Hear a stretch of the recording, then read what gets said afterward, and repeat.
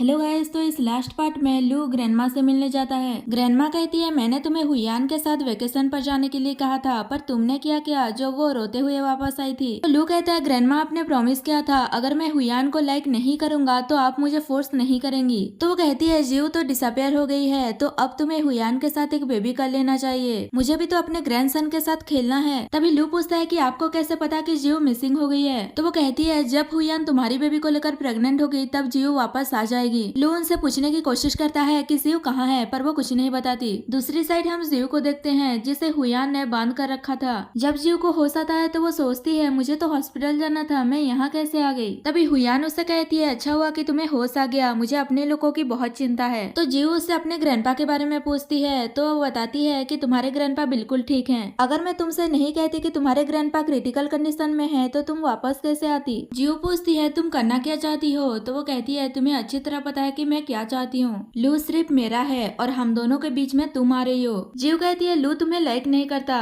और अगर तुमने मुझे मार दिया तो पता नहीं वो क्या करेगा। हुयान कहती है अगर मैंने तुम्हें मार दिया तो मैं ब्रदर लू से अपनी बात कैसे मनवाऊंगी। तो वो कहती है इसका मतलब तुम मुझे लेकर लू को धमकाने वाली हो, तुम्हें क्या लगता है लू तुम्हारी बात मानेगा। तो हुयान कहती है मैंने ग्रैंडमा को लू को बोलने के लिए कह दिया है कि मैं उसकी बेबी को लेकर प्रेग्नेंट हो जाऊं, उसके बाद वो तुमसे मिल सकता है, अब तुम सोचो कि वो तुम्हें बचाएगा या नहीं। तो जीव उसे खुद को छोड़ने के लिए कहती है। तभी हुयान उसे इंजेक्शन दे देती है जिससे जीव बेहोश हो जाती है। नेक्स्ट सीन में जीव की फ्रेंड लू से पूछती है कि इसका मतलब ग्रैंडमा को पता है कि जीव कहाँ है। लू कहता है मुझे कंफर्म नहीं पता तो मैं कुछ नहीं कह सकता। वो पूछती है वो तो तुम्हारी ग्रैंडमा है तो वो हुयान की हेल्प क्यों कर रही है। लू कहता है क्योंकि वो चाहती है कि मैं हुयान के साथ रहूं ताकि मुझे बिजनेस में फायदा हो। वो गुस्से में कहती है तो तुमने जीव से मैरिज ही क्यों किया, तुम बहुत ही इरिस्पॉन्सिबल हो। तो वो कहता है मुझे पता है कि इसमें मेरी गलती है, मैंने कितनी बार ग्रैंडमा को समझाने की कोशिश की थी पर वो मेरी बात कहाँ सुनते हैं। फ्रेंड कहती है तुम अपनी यूजलेस बातें बंद करो और कहती है हुयान ने तुम्हें जीव को लेकर ब्लैकमेल किया है, इसका मतलब वो उसके पास होगी और तुमने जो लोग भेजे थे जीव को ढूंढने के लिए उन्होंने अभी तक जीव के बारे में कोई न्यूज नहीं दिया, तो हो सकता है कि जीव अभी भी जियांगचेन सिटी में हो। लू भी उसकी बात पर एग्री करता है और कहता है मेरे लोग पूरे वर्ल्ड में जीव को ढूंढ रहे हैं सिवाय जियांगचेन सिटी के,